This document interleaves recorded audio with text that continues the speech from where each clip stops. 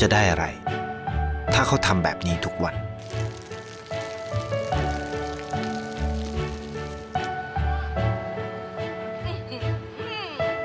เพิ่งจะมา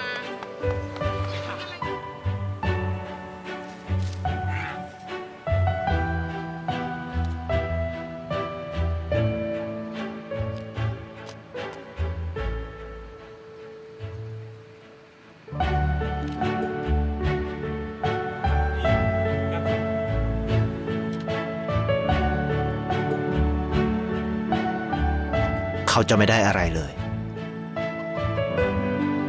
ไม่ได้รวยขึ้น ไม่ได้ออกทีวี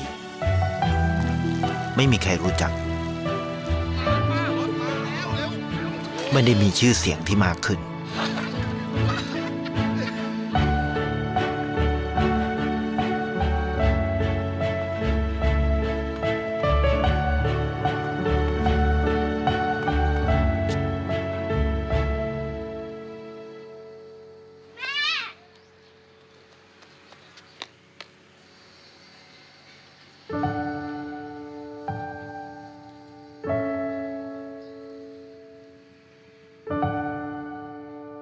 เพราะสิ่งที่เขาได้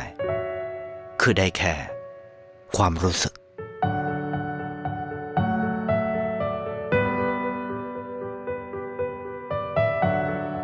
ได้เห็นความสุข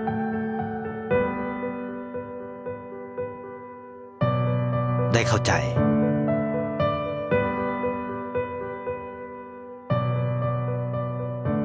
ได้ความรัก ได้ในสิ่งที่เงินซื้อไม่ได้ ได้โลกที่สวยงามกว่าเดิม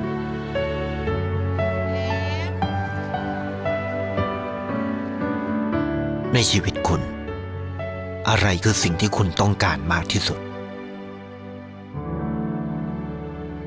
ไทยประกันชีวิตเชื่อในความดี